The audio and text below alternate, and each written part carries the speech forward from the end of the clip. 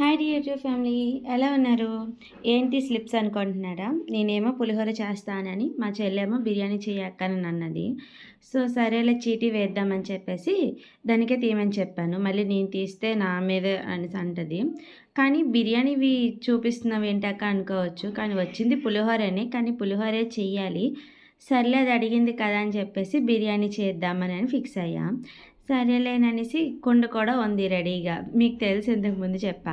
కొత్తవి ఏమైనా ఉంటే మనం అసలే ఆగలేము. సో, అందుకే బిర్యానీ కుండలో చేద్దామని ఫిక్స్ అయ్యి, బిర్యానీ తాలింపు అయితే రెడీ చేసేసాను.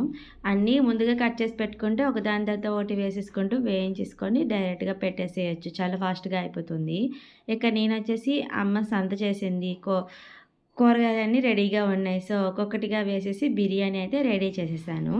ఆయిల్ వేసేసుకొని ఫస్ట్ మసాలా దినుసులు వేసుకొని, ఆ తర్వాత ఉల్లిపాయ ముక్కలు, పచ్చిమిర్చి, కరివేపాకు, ఆ తర్వాత మనం నచ్చిన వెజిటేబుల్స్ బీట్రూటు, ఆలు, క్యారెట్టు, టమాటా ఇవన్నీ వేసుకొని మూత పెట్టేసి వేయించేసుకోవాలి. ఇవి కొంచెం బాగా వేగిన తర్వాత అప్పుడు మనం ఎసరు పెట్టేసుకుంటే బావుంటుంది. కానీ తపాల్లో కంటే కుండలో చేస్తున్నప్పుడు ఆ సువాసన ఉంది చూడండి. అబ్బబ్బా!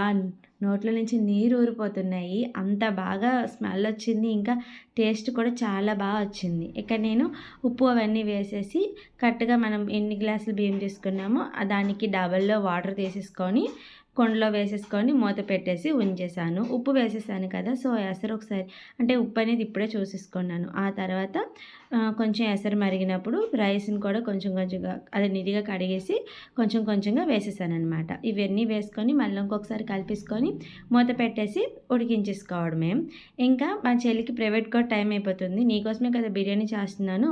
ఉండు కాసేపు అయిన తర్వాత వెళ్దువు పిల్లల్ని చూడు అని చెప్పేసి దానికి అప్పచెప్పేసాను. బిర్యానీ చేస్తున్నావే కానీ నాకు ఎటు వెళ్ళనివ్వకుండా చేస్తున్నావే అక్క అని తిట్టుకుంది. మరి అలా ఉంటది. దానికి కావాల్సింది అన్నప్పుడు మరి ఉండాలి కదా! ఫైనల్లీ బిర్యానీ అయితే రెడీ అయిపోయింది. వేడివేడిగా బిర్యానీ తింటే చాలా బావుంటుంది కదని చెప్పి ఫస్ట్ నేనే ప్లేట్‌లో పెట్టుకున్నాను. కానీ కాలిపోయింది. అందుకే వేడివేడిగా తినకూడదు, ఆత్రం పడకూడదు. కొంచెమైనా చల్లారయ్యే వరకు ఆగాలి. వీడియోకి చూపించడం కోసమైనా కొంచెం చూపిద్దామని అంటే చెయ్యి కొంచెం కాలింది అంతే. మీరేం చేసుకున్నారు? కామెంట్ చేయండి. వీడియో నచ్చితే సబ్స్క్రైబ్ చేసేసుకోండి. Thanks for watching. బాయ్.